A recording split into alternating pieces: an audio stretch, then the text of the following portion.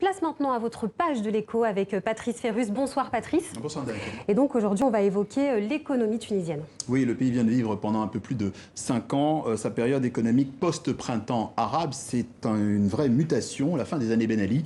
Et le bilan n'est pas bon selon une étude de BSI Economics. Alors quelles sont les principales ressources de la Tunisie? Alors l'économie de services en premier lieu, on pense principalement au tourisme.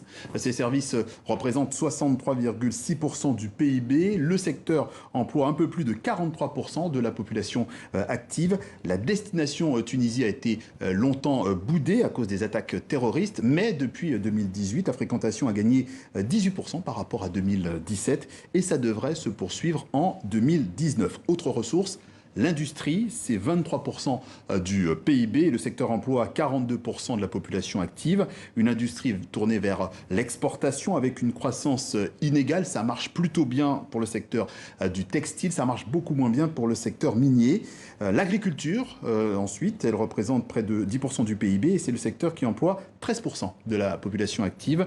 Un secteur en plein développement, en pleine modernisation. Le pays produit de l'huile d'olive, des dattes, des olives ou des fruits frais. Alors au cours des 10 dernières années, finalement la croissance annuelle moyenne de la Tunisie était aux alentours de 5%. C'est pas formidable mais c'est pas dramatique. Mais le problème c'est que l'économie a stagné depuis 2009 du fait d'une inflation galopante autour de la TVA et ça a pesé sur le pouvoir d'achat. Du fait également d'une pression fiscale étouffante ces dernières années, elle a freiné l'arrivée d'investisseurs et du fait d'une dette abyssale, 76 milliards de dinars, soit 22 milliards d'euros en 2018. En bout de course, vous avez un taux de chômage à 30% chez les jeunes. Donc le défi, il est de taille. Il faut inverser la tendance et créer ce modèle attractif de développement pour la Tunisie.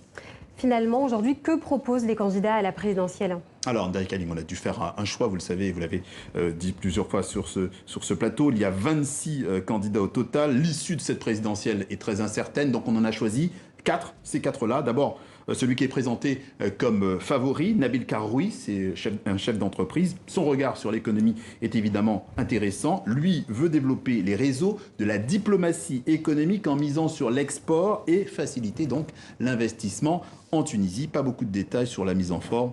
Nabil Karoui est toujours en prison. Youssef Chahed, jusque-là Premier ministre, il était donc en responsabilité lui aussi mis sur l'investissement étranger, sur le tourisme, sur l'agriculture, en rappelant, en guise de bilan, que l'économie du pays n'est plus menacée par des déficits élevés. En fait, il évoque précisément une hausse des exportations et des importations, plus 12% par rapport à l'an dernier, même si le déficit de la balance commerciale s'est quand même un peu creusé. Alors vous avez retenu donc 2 autres candidats, Abdelkrim Zbidi et Abdel Fattah Mourou d'Ennahda. Oui, Youssef Chahed, on en parlait, vient d'Ennahda, mais c'est Abdel Fattah Mourou qui portera les couleurs du parti islamiste. Lui envisage une décentralisation économique. Il veut développer l'intérieur du pays, les régions les plus marginalisées, et avec des aides au financement pour des projets de jeunes, ou encore appliquer des idées comme équipé en énergie solaire 200 000 foyers précaires de cette zone. Enfin, Abdelkrim Zbidi, ancien ministre, lui veut remettre le prestige de l'État au centre du jeu.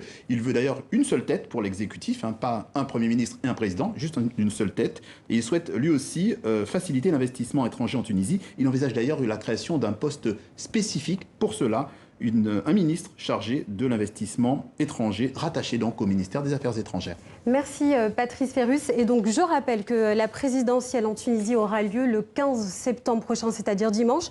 Rendez-vous donc sur à la télévision pour une édition spéciale dimanche prochain.